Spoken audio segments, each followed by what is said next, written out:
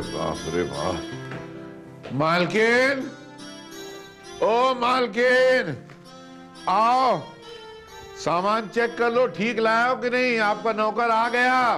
भाई साहब, ये क्या कह रहे हैं आप? मालकिन, आपका नौकर आ गया, सामान चेक कर लो। अच्छा लगता है भाई साहब। क्यों? मैं तुम्हारे घर में नौकरी नहीं कर रहा हूं, इसीलिए तो तुमने घर के नौकर सारे निकाल दिए कि ये शांतिलाल घर में पड़ा मुफ्त का खाता रहता है, इसको इस्तेमाल करो। तो नौकर की तरह इस्तेमाल कर रहे हो तो करो ना फिर। मालकिन, ओ मालकिन, ले आए सारा सामान? हाँ जी, सब ले आया। लिस्ट हो? ये लीजिए। हाँ ठीक है, ये भी ठीक है। हाय राम, सारे अंडे टूट गए। अरे ये मेरे दिल की तरह अंडे भी टूट गए। कोई बात नहीं, इंसानों की तरह मुर्गियां बेवफा नहीं होती हैं। अंडे टूटते जाते हैं, वो देती जाती हैं, जिससे मेरा दिल टूटता जाता है, फिर भी मैं आपकी सेवा करता जाता हूँ।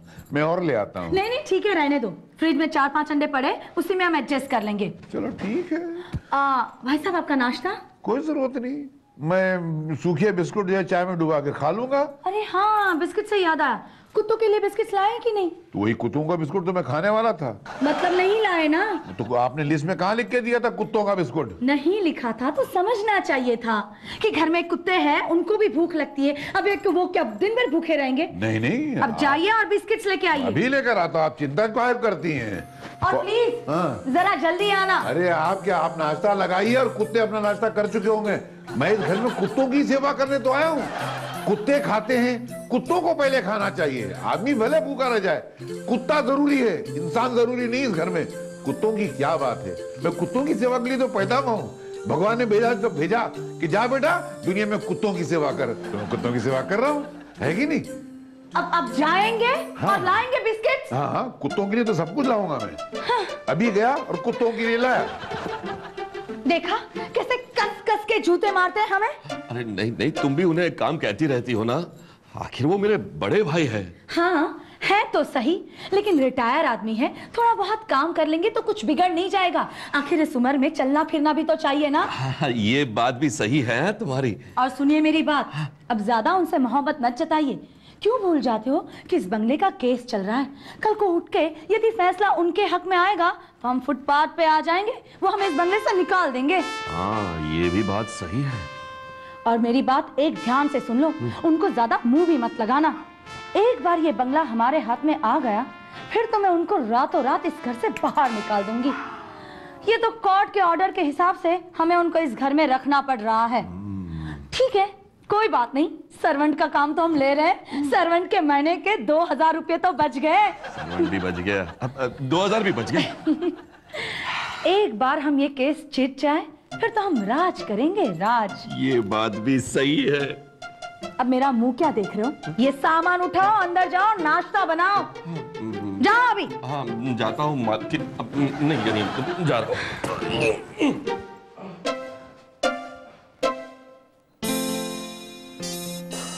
अच्छा, तो पेपर आपके पास है, मैं कब से ढूंढ रहा था। लाइए। अरे मैं पढ़ रहा हूँ भाई। तो आप बाद में पढ़ना, मुझे ऑफिस जाना है।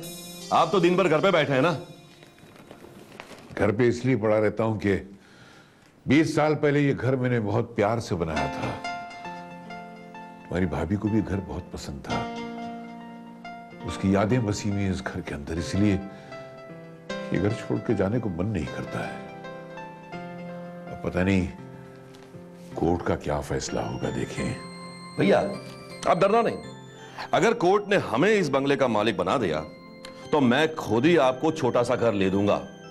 वैसे भी आपका तो कोई है नहीं, छोटी सी जगह में आपका आसानी से गुजारा हो जाएगा। अरे छोटी सी क्या, मैं तो छोटी सी भी छोटी जगह होगी उसमें अपना बसेरा कर लूंगा। मुझे कुत्तों की तरह कोई बेडरूम तो चाहिए नहीं, एसी वाला बेडरूम। अरे एसी से याद है, मैंने एसी वाले को फोन किया तो वो आया कि नहीं आया? एसी वाला क्यों? सुना है कि कुत्तों के बेडरूम का एसी खराब हो गया है, तो कुत्तों को बहुत गर्मी लग रही है। अब गर्मी से कहीं कुत्ते मर जाएंगे तो बहुत मेरी बदनामी होगी, क्योंकि इंसान भले मर जाए, कुत्तों को नहीं मरना चाहिए।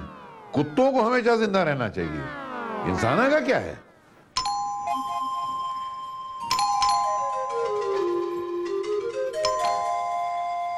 हाय बेटी। अरे मम्मी तू। मम्मी कैसी हो तुम? मैं तो ठीक हूँ बेटे। लेकिन ऐसे अचानक फोन तो कर देती मुझे। मैंने सोचा अपनी प्यारी प्यारी बेटी को प्राइज क्यों ना दो।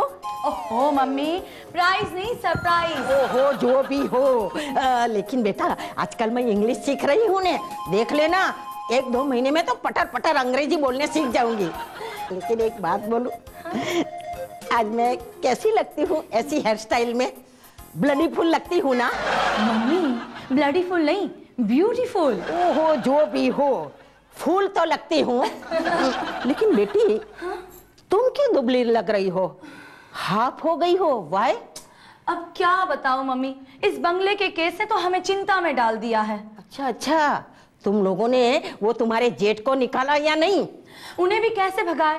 कोर्ट का ऑर्डर है, जब तक फैसला नहीं आएगा तब तक वो यहीं रहेंगे। अच्छा, उस खुस्सड़ को तो निकालने का रास्ता ढूंढना ही पड़ेगा।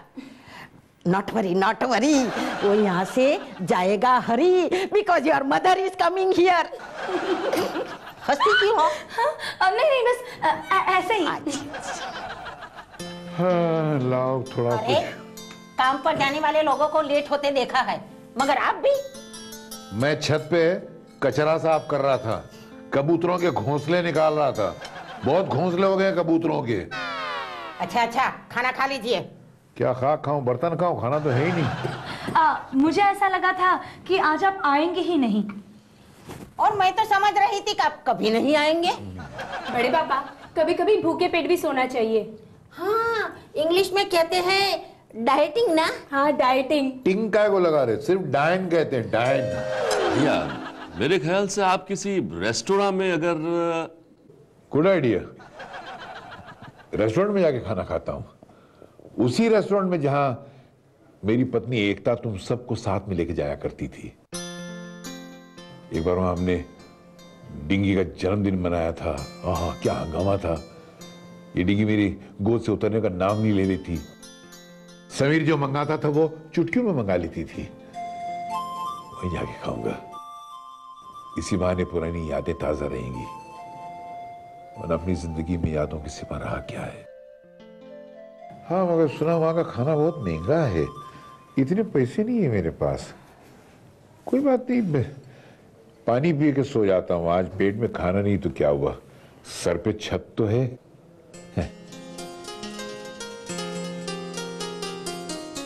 सुजाता, आज तूने दाल बहुत अच्छी बनाई थी। हाँ। मगर खत्म हो गई। अरे मम्मी, खत्म नहीं हुई है, मैंने थोड़ी सी दाल बचा के किचन में रखी है। ले आओ। अरे नहीं, वो वापस आ जाएंगे। ठीक है। सुजू इंस्पेक्टर क्यों आया है? इंस्पेक्टर साहब आइए ना, बैठिए प्लीज। शांतिलाल जी यहीं रहते थे? हाँ, यहीं रहते हैं। लेकिन उन्होंने कुछ क्रीम किया है क्या? जी, इनका कहने का मतलब है कि उन्होंने कुछ क्राइम किया है। हाँ, क्राइम। अंग्रेजी सीखती हूँ ना। उन्होंने शायद जो क्राइम किया हो तो भी हम इसके लिए जिम्मेदार नहीं हैं। हम तो उनसे बात भी नहीं करते। आप शायद माया देवी हैं। जी हाँ। और आप शांतिलाल के छोटे भाई समीर? जी, समीर, हाँ मैं। तो फिर आप सुजाता देवी होंगी? जी मैं सुजाता। आप तीनों को मालूम है शांतिलाल ने खुदकुशी कर ली है? जी हाँ, हमने उनकी लाश को ढूंढने के लिए पुलिस को वर्ली गटर में भेज दिया है। उन्होंने पुलिस स्टेशन में ये लेटर भेजा था जिसमें लिखा है कि माया देवी, सुजाता देवी और समीर उन्हें तंग करते हैं, उनका बंगला हड़प करना चाहते हैं, इसीलिए उन्होंने खुदकुशी की है। मुझे आप तीनों को अरेस्ट करना पड़ेगा। देखिए इंस्पेक्टर साहब, हम तो उनको बहुत प्यार करते हैं। तुम्हें कुछ गलतफहमी हो गई लगती है। हम ऐसा क्यों करें? है ना दामाद जी? हाँ, वो तो मेरे बड़े भाई थे, उन्होंने तो मुझे पाल पोस कर बड़ा किया है। मेरे पिता समान भाई को मैं परेशान क्यों करूं? इंस्पेक्टर साहब आप ही कहिए। हाँ इंस्पेक्टर साहब, मेरे जेठ जी तो मेरे पिता समान है। उन्होंने तो मुझे बेटी की तरह इस घर में रखा है। बोलो ना मम्मी। हाँ, मेरी बेटी के जेठ जी थे, लेकिन फिर भी मेरे से बहुत ममता रखते थे, मुझे बहुत प्यार करते थे। लेकिन उन्होंने ऐसा क्यों किया? उन्होंने ऐसा ऐसा क्यों किया कुछ पता नहीं चलता। Shut up! जब तक कानूनी कार्रवाई मुकम्मल नहीं होती आप तीनों को पुलिस की हिरासत में रहना होगा। चलिए। अरे भाई साहब, भैया आ गए, भैया आ गए। यही है शांति जी, पूछिए इनसे पूछिए, क्या उनको कितना प्यार करते हैं, पूछिए, बताइए ना शांति जी। भाई साहब, इंस्पेक्टर साहब को गलतफहमी हो गई है कि आपने हमारी वजह से आत्महत्या कर ली है। प्लीज प्लीज आप उनको ये बताइए ना कि ये सब कुछ झूठ है। भैया प्लीज प्लीज इन्हें कहिए ना प्लीज। दामन करो, मैं इनको अभी विश्वास दिला के आता हूँ कि मैंने आत्महत्या कर ली है। नहीं की है। आइए विश्वास दिलाएं। तो विश्वास का क्या हुआ?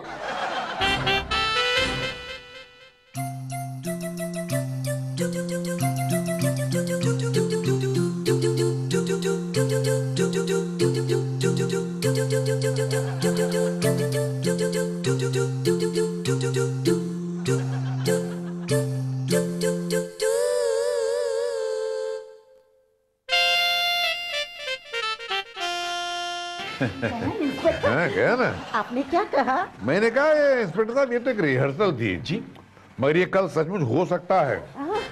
आत्महत्या करने वाला मैं रहूंगा, गिरफ्तार करने वाले भी आप रहेंगे और गिरफ्तार होने वाले यही लोग रहेंगे। अब क्या आप मजाक करते हो? सुजू, तुझे शर्म आनी चाहिए। तेरे होते हुए भाई साहब चने खा रहे हैं। जा इनके लिए पकोड़े बना ला। मैं अभी लाती हूँ। भाई साहब आप आइए ना, बैठिए ना, मैं लाई। हाँ भैया आप अपनी तबीयत का बिल्कुल ख्याल नहीं रखते हैं। हाँ, बैठिए नहीं यहाँ और फेंक दीजिए चने को। नहीं, मैं ये चने जरा कबूतरों को डाल आता हूँ। क्या कमबख्त जाने का नाम ही नहीं ले रहे, लगता है वो घोंसला बना के रहेंगे। भगा के आता हूँ उनको। घोंसला? मेरी हेयर स्टाइल को घोंसला कहा? सुजाता बेटी, तुम कुछ भी करो, बड़े से बड़ा वकील लगाओ, पर इस केस को तुम जीतो और इस शांतिलाल को धक्के मारकर घर से बाहर निकालो, वरना वो हमें एक दिन बड़ी मुसीबत में फंसा देगा। सुना आपने? अब आप सोच क्या रहे हो? मम्मी जो कुछ भी कह रही है वो ठीक ही कह रही है। मुझे तो लगता है आपके भाई साहब ने इरादा कर ही लिया है कि वो हमें इस बंगले से बाहर निकाल कर ही दम लेंगे। वही तो मैं भी सोच रहा था, कुछ ना कुछ करना पड़ेगा।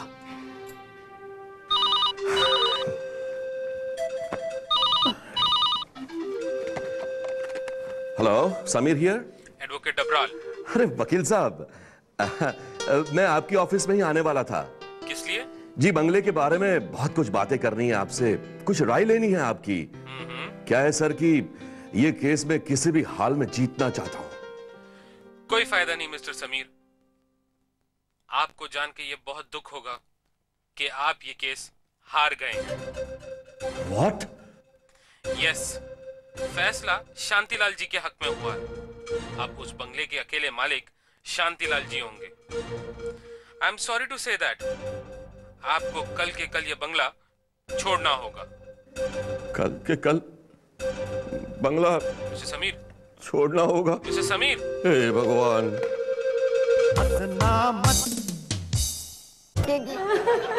कहाँ जाएगी रहने के लिए?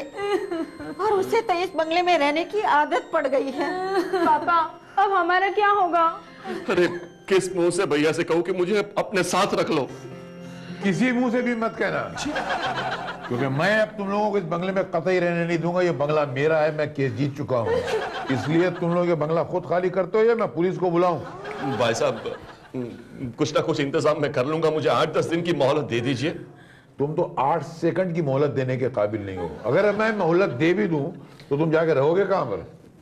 कुछ ना कुछ ठिकाना ढूंढ लेंगे। जी। बंगले में रहोगे या फ्लैट में? बंगला लेने की तो ताकत ही कहाँ है। तो एक काम करो ना, अपनी सास के यहाँ चले जाओ, बंगला रहने को मिल जाएगा। यही है कि दुनिया थोड़ा घर जमाई कहेगी, मगर बंगला तो मिलेगा। नहीं, मैं उनके साथ नहीं रहूंगा, उतना तो बेगैरत नहीं हूं मैं। अच्छा जी। भाई को घर से निकालने के लिए बीवी और सास की गुलामी कर सकते हो, तो घर जमाई बनने में क्या हर्ज है? चलो खड़ा जाओ तुम लोग, कम ऑन गेट अप। भाई साहब, आप सुबह तक इंतजार नहीं कर सकते? सुबह तक? डिनर क्या सुबह होती है? जी। डिनर? हाँ डिनर। आज खुशी का दिन है, फतेह का दिन है, इसलिए पार्टी तो होगी, डिनर जरूर होगा। भाई साहब, मैं अपनी हार मान लेता हूं। आपको अपनी जीत मुबारक हो। जीत मेरी नहीं तेरी है। तू जीता है। ये बंगला मेरा नहीं तेरा है। यकीन नहीं आता तो देख ये फाइल। और आप लोग भी उठिए। भाई साहब, आपने ये बंगला मेरे नाम पे कर दिया? मैंने नहीं किया, ये तेरी स्वर्गीय भाभी की तमन्ना थी कि ये बंगला तेरे नाम पर हो। इसीलिए उसने बड़े प्यार से इस बंगले का नाम एकता कुटीर रखा था। और तुमने अपनी लालच के हाथ में उस एकता को भंग करके रख दिया, मुझे निकालने के लिए है? जिसकी पत्नी ने ये बंगला तुम्हारे नाम पे किया था। और मुझे क्या बंगला चाहिए था? मुझे सिर्फ तुम्हारे दिलों में छोटी सी जगह चाहिए थी। उस दिल में भी तुमने ताला लगा दिया। माफ कर दीजिए मुझे भाई साहब, मुझे माफ कर दीजिए। हमने बड़ा जुल्म किया है आप पर, हमें माफ कर दीजिए भाई साहब। तुमसे तो मैं बाद में निपटूंगा, पहले मैं तुम्हारी मां से निपट लूं। आप जानती हैं कि मैंने ये सब क्यों किया? क्योंकि ये संस्कार मुझे मेरी मां ने सिखाए थे। मेरी मां ने कहा था कभी किसी का हक चुराना नहीं, कभी किसी को दुख देना नहीं। ये सिखाया था हमारी मां ने, ये समीर की मां ने। ये भूल गया अपनी मां को, मैं नहीं भूला। मेरी मां ऐसी थी जिसके पैरों के नीचे स्वर्ग था, जन्नत। 24 घंटे उसका पल्लू उसके सर पे रहता था। वो अपने बालों को कबूतर के जुड़े की तरह बांध के नहीं रखती थी, इसलिए इसे सर पे रखी इसे। और ये टिकट मैं आपके लिए लाया हूं, जाने की तैयारी कीजिए। अभी नहीं, 15 दिन बाद टिकट की तारीख पढ़ लिया कीजिए। तब तक आप हमारी मेहमान हैं, क्योंकि आप समीर के सास हैं तो हमारी बुजुर्ग हैं। बुजुर्गों की इज्जत करना हमारी संस्कृति में आता है। पर एक गुजारिश मैं आपसे जरूर करूंगा कि अपने बेटी के घर में आग लगाने की कोशिश मत कीजिए, क्योंकि ये सिर्फ आपकी बेटी नहीं है, मेरी छोटी भाभी भी है। और भाभी मां के समान होती है, और अगर कोई मेरी मां के घर में आग लगाएगा वो मेरा सबसे बड़ा दुश्मन होगा। समझ गया? ठीक है बेटा, तुम कंप्यूटर पढ़ती हो, कंप्यूटर तुम्हें दुनिया के तमाम कोर्सेज सिखाता होगा, मगर संस्कृति के सबक को नहीं सिखा सकता है। देख बेटा, जिस तरह कंप्यूटर में विंडोज का होना बहुत जरूरी है, उसी तरह जिंदगी के कंप्यूटर में ये बुजुर्गों का होना बहुत जरूरी है। अगर ये नहीं होंगे तो जिंदगी का कंप्यूटर हैंग हो जाएगा और वायरस लग जाएगा उसमें। समझ गई? तो मैं अपनी बेटी को घर से निकाल सकता हूं। और आप लोग जिंदगी भर खुश रहिए, खिलखिला के हंसिए, मगर आज जो मैंने इनको नसीहत दी है, उस नसीहत पे कभी हंसना मत।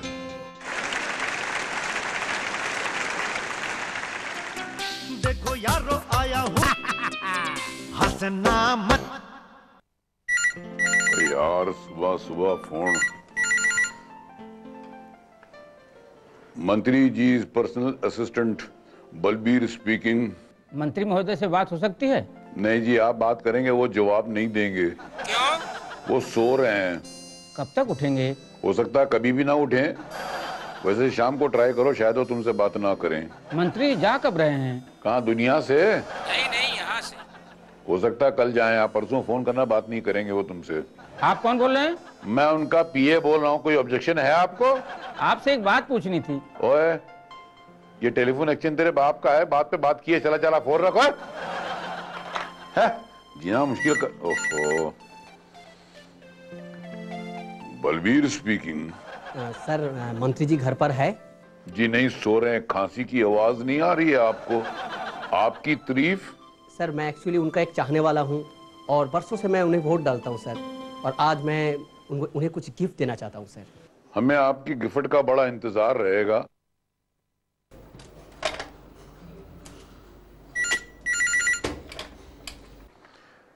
इस रूट की तमाम लाइनें खराब हैं, इस रूट पे फोन डायल ना करें, डायल करेंगे तो आपकी जिंदगी हमेशा के लिए घायल हो जाएगी। याद रखिए इस बात को, डायल ना करें। ओ यार, मैं मंत्री का सेक्रेटरी हूं या टेलीफोन ऑपरेटर हूं?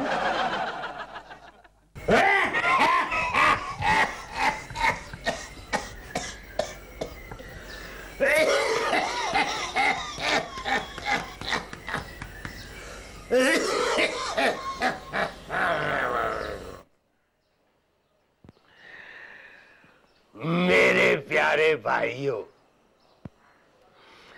मेरी प्यारी बहनों और मेरी प्यारी बीवियों। सर जी, वो बीवियों कहां से आ गया? क्या बोल रहे हैं आप? अरे तूने तो खुद लिखा है, ये देख। सर जी, मैं बीवियों कभी लिख ही नहीं सकता, इसी चक्कर मैंने बीवी खुद ही नहीं की, तो आपको कहां से लिख के दूंगा? आप चश्मा लगा के पढ़िए। हाँ, ले पकड़। चश्मा भी नहीं मिल रहा है।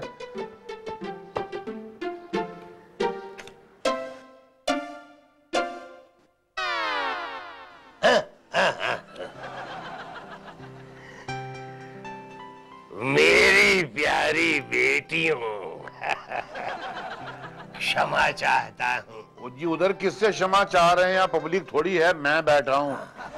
आप बेटियों को बीवियों बोल देते तो पब्लिक आपका क्या हाल कर देती, पता नहीं क्या क्या फेंक के मारती, आपकी कुर्सी निकल जाती और मैं जाने कहाँ निकल जाता। अरे नहीं नहीं बलबीर, मुझे छोड़कर तू कहाँ जा सकता है? याद है ग्राम पंचायत के जमाने से तू मेरे पास है। देखो ना, चुनाव लड़ते लड़ते आज मैं कैबिनेट मंत्री बन बैठा हूं। कई पार्टियों ने मेरा साथ छोड़ दिया, पर तू जो एक है, तूने कभी मेरा साथ नहीं छोड़ा। मैं आपका साथ कैसे छोड़ सकता हूं सर? अगर मैं साथ छोड़ दूंगा तो फिर आपको लंबी लंबी छोड़ने के लिए भाषण कौन लिख के देगा? और फिर जिंदगी आपका साथ छोड़ सकती है, मैं कैसे छोड़ सकता हूं? मैं तो आपको छोड़ के छोड़ूंगा। सर जी, आप बहुत आज मूड में हैं। एक फरमाइश करूं? मेरा स्विस बैंक में अकाउंट खुला दो ना।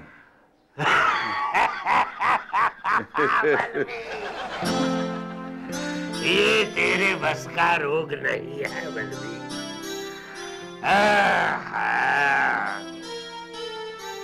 उसके लिए तो कितने खेल खेलने पड़ते हैं, कितने पापड़ बेलने पड़ते हैं और कितने दुख झेलने पड़ते हैं। छोड़, दुख की बात छोड़ बलबीर।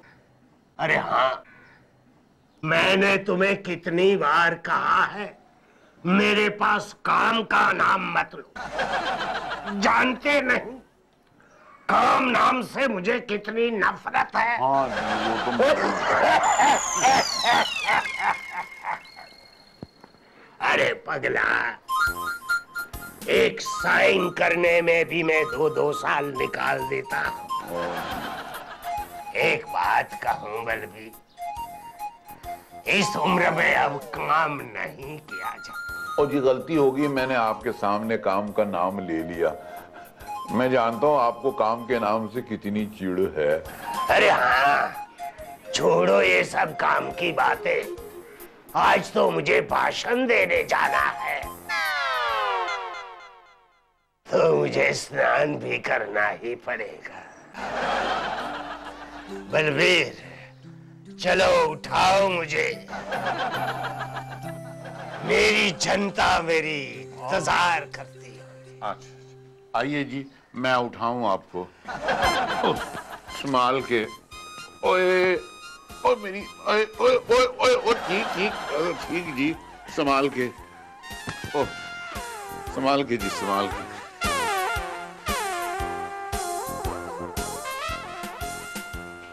बताओ, खुद को तो संभाल नहीं सकते, देश को क्या खाक संभालेंगे? और ये देश भी कमाल का है, ये एक खांसी मारते हैं तो हमदर्दी में 50,000 वोट और दे देते हैं। बीमार पड़ जाते तो 1 लाख वोट ज्यादा दे देते हैं। ये ऊपर चले जाएंगे तो लगता है मुझे मुख्यमंत्री बना देंगे ये लोग। मेरे पता नहीं कब मरेगा ये। मंत्री महोदय अभी तक आए क्यों नहीं? आते ही होंगे, गांव-गांव प्रचार के बाद में वो थक जाते हैं और अभी उनकी उम्र भी हो गई है ना। हाँ, उम्र तो हो ही गई है, फिर भी जोश तो देखिए। मैं तो कहती हूँ कि आजकल के नौजवानों को ऐसे नेताओं से सबक सीखना चाहिए। हाँ, क्या चमक रहे हैं सर जी, कई महीनों के बाद ना आया, अच्छा लग रहा है ना। बलबीर, ये मिनरल वाटर है ना? हाँ जी, मिनरल वाटर है। अपनी बस्ती में साफ पानी कहाँ मिलता है सर जी? ऐसा नहीं हो सकता गरीब लोगों को भी मिनरल वाटर मिले पीने को? गवर्नमेंट के पास बजट नहीं है। अरे भाई, मेरी दवाइयों के लिए बजट नहीं है और तू पानी की बात करता है। तू भी सठिया गया है बलबीर, जब देखो जनता के भले के बारे में सोचता रहता है। अरे पागल, वो मेरा काम है, तेरा नहीं। और जब मैं मेरा काम नहीं करता तो तुम्हें मेरा काम करने की क्या जरूरत? चलो उठाओ मुझे। जरूर उठाऊं? हाँ उठो संभाल के।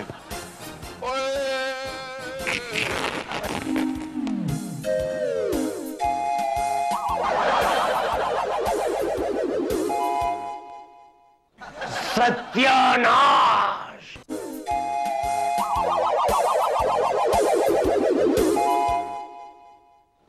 सत्यानाश! तो सर जी, सत्यानाश से ये तो कीले में अटक के आपका पजामा बहुत बुरी तरह फुर्र से फट गया जी। हे बलबीर, तेरी समझ में कुछ आया? ये सब ऑपोजिशन वालों की ही चाल होनी चाहिए। तो एक काम कर, इस कीले को ऐसे के वैसे ही यहां रहने दे। मैं असेंबली में इस कीले पर बड़ा हंगामा खड़ा कर दूंगा। तो एक काम कर, भाषण लिखना शुरू कर दे। हाँ जी, ये बहुत अच्छा पॉइंट है कीले का। हो सकता है इसके बहाने आप इलेक्शन जीत जाएं, वरना वैसे आपका इस बार चांस नहीं लग रहा मुझे। हाँ। अरे बलबीर, एक और बात, बाथरूम में साबुन भी नहीं था। अच्छा, साबुन नहीं था? और गीजर में गर्म पानी आ रहा था? अरे हाँ, इतना गर्म था, इतना गर्म था कि मेरी पीठ जलते जलते बच गई। ये भी अपोजिशन वालों की चाल है, आपको जहां से मारने की कोशिश कर रहे थे। अब ख्याल आया, तुम्हें भी पता तो है ना, आजू बाजू के कोई भी मेडिकल स्टोर्स में से मेरी कोई दवा नहीं मिली। बताओ, ये भी अपोजिशन की चाल है? ए भगवान, ये अपोजिशन वाले क्यों मुझे मारने पर तुले हैं? मगर बलबीर, अब किया क्या जाए? मेरे पास तो एक ही पजामा था, ये वाला, क्योंकि अब तक धोबी कपड़े लेकर भी नहीं आया। ओहो, और बगैर पजामे के आप जा नहीं सकते, तो बहुत बुरी बात है। अब क्या करेंगे सर?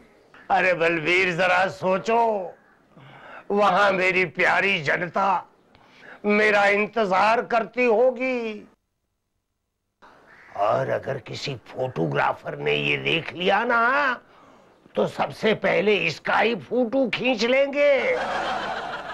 क्या करें बलबीर, क्या करें? हाँ बलबीर, तो एक काम कर, तेरा पजामा मुझे दे दे। हैं? मेरा पजामा? नहीं सर, नहीं, क्या बात कर रहे हैं? मैं मेरा पजामा नहीं दूंगा मैं। बलबीर, मुझे लगता है कि तुम्हें भी ऑपोजिशन वाले ने खरीद लिया है। चल निकाल पजामा। मैं नहीं निकालूंगा। निकाल पजामा। राजनीति में कुर्सी उतर जाती है तो समझा था, पजामा उतरता है ये पहली बार देख रहा हूँ। निकाल पजामा। अच्छा बाहर तो जाओ, मुझे यहाँ आपके सामने थोड़ी उतारूंगा पजामा।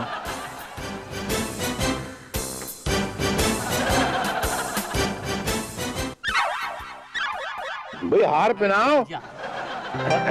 जिंदाबाद रतनलाल, जिंदाबाद। भाइयों बहनों, ये आप लोगों का बड़ा सौभाग्य है कि रतनलाल जी स्वयं आप लोगों के बीच में पधारे हैं। ये कितनी मुश्किलों से आए, इनके आने में कितनी रुकावटें पैदा की, मगर फिर भी ये आ गए। सबसे पहली रुकावट तो ये कि इनके नल में पानी नहीं आ रहा था। ये बेचारे साबुन लगाए तो पानी चला गया, वैसी साबुन पोंछ के बिना नहाए चले आए हैं। तालियां इसी बात पर। बस इन्होंने सारी जिंदगी आपकी सेवा की है और करता रहूंगा। तो मेरी आपसे एक गुजारिश है कि ऐसे सेवाकारी को आने वाले इलेक्शन में जरूर जिताएं और अपोजिशन का सफाया कर दें, ताकि कभी इनका पजामा न फटने पाए और ये दूसरे का पजामा पहनने पे मजबूर न होने पाए। भाइयों बहनों, इन्होंने जो पजामा पहना है वो इनका नहीं है, वो मेरा है। पजामा लाल, रतन लाल। बलबीर, अब तो मुझे लगता है तू भी अपोजिशन में मिल गया है। मैंने क्या किया सर? क्या किया? ये बोलने की क्या जरूरत थी कि ये पजामा तेरा है? तो मेरा तो है पजामा। अरे भाई, आदमी हमेशा खुद के ही कपड़े पहनता है। जब तक मैं पहना हूँ ये पजामा मेरा है। किसका है? आपका है। हाँ। ये तो ठीक है कि तू मेरा लकी आदमी है, वरना कभी का निकाल दिया होता। भाइयों, भाइयों, भाइयों। सर आप घड़ी घड़ी भाई भाई मत बोलिए, लोग समझेंगे आपका अंडरवर्ल्ड से कांटेक्ट है। यस। अच्छा, तो बलबीर, भाषण तो ही आगे बढ़ा। देवी और सज्जनों, रतनलाल जी इस देश के बड़े होनहार, चुस्त, चालाक और ताकतवर लीडर हैं। मैं चाहता हूं आप इनको ही वोट देकर कामयाब बनाएं। आज तक आपने इनके हाथ मजबूत किए हैं, मैं चाहता हूं कि अब की बार आप इनके पैर मजबूत करें, ताकि ये आपके लिए भागादौड़ी और कर सकें। देखिए, इतनी बीमारी के बावजूद भी ये आपके पास आए आपकी सेवा करने के लिए। अब आपका फर्ज बनता है कि आप अपना वोट देकर इन्हीं को कामयाब बनाएं। इनके विचार पे शक मत कीजिए, इनके मन पे शक मत कीजिए, यहां तक इनके कपड़ों पे भी शक मत कीजिए। आज ये पजामा इन्होंने खुद का पहना है, मेरा नहीं है पजामा।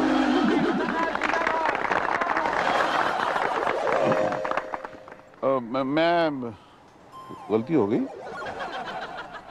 अरे भाई बलबीर, तू मेरी बेइज्जती करने पर क्यों तुला हुआ है? सर आपने कहा था कि पजामा आपका है, तो मैंने सबके सामने बोल दिया कि ये पजामा आपका है। अरे पर वो बोलने की क्या जरूरत थी? अब से पजामे का कोई जिक्र नहीं, समझे? अच्छा, मगर आप सर मुझसे नाराज ना हो, मुझ पर शक ना करें। सर मैंने आपका नमक खाया है सर। नमक खाकर नमक हलाली करने वाला आज के जमाने में है कौन? सही कहते हैं आप।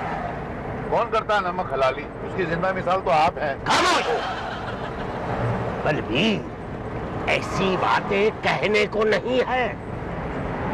अब से पजामे का कोई जिक्र नहीं। अच्छी बात, अब पजामे का कोई जिक्र नहीं। देवी और सज्जनों, रतनलाल जी ने आपसे जितने भी झूठे वादे किए, माफ करना, जितने भी वादे किए वो सब पूरा करेंगे अगर ये जिंदा रहे तो। नहीं, अगर ना रहे तो ये भगवान के पास जाकर अपने वादों को पूरा करेंगे, ये ऐसा वादा करते हैं। हाँ, ये इन्होंने सारी जिंदगी आपकी सेवा की, अब आप इनको जिताकर इनकी सेवा करेंगे। हाँ जी, आज हमारे पास बहुत काम है, बहुत सारी मीटिंगों में जाना है और हमारे पास बहुत बड़ी बड़ी समस्याएं हैं, मगर एक समस्या इतनी बड़ी है जिस पर बहस करना मुनासिब नहीं है। क्या है वो समस्या? समस्या बोल। ठीक है जी, तो आज की सबसे बड़ी समस्या है कि इस पजामे का कोई जिक्र नहीं है। अरे मेरे बाप पर भी तू पजामे का दुश्मन क्यों बन बैठा है? सुन, तू पजामे के बारे में कुछ नहीं जानता, कुछ नहीं जानता, कुछ नहीं जानता। अच्छा सर, मैं पजामे के बारे में कुछ नहीं जानता, कुछ नहीं जानता, मैं कुछ नहीं जानता। भाइयों, लोग कहते हैं फला मंत्री ने ये घपला किया, हमें क्या करना है। कोई कहता है फला मंत्री के बेटे ने ऐसा किया, हमें क्या करना है। कोई कहता है फला मंत्री के रिश्तेदार ने इतना पैसा उड़ा लिया, हमें क्या करना है। हमें दूसरों के बारे में नहीं देखना है, हमें सिर्फ अपने बारे में देखना है कि हमारी वजह से देश की उन्नति हो, तरक्की हो। हमें दूसरे के बारे में कुछ नहीं जानना है। मैं खुद कुछ नहीं जानता। मैं जो रतन लाल जी का बरसों से पिए हूँ, मुझे इस पजामे के बारे में कुछ भी नहीं मालूम। बलबीर, मुझे पकड़ो। पजामा सर, मैं नहीं जानता इसके बारे में कुछ भी।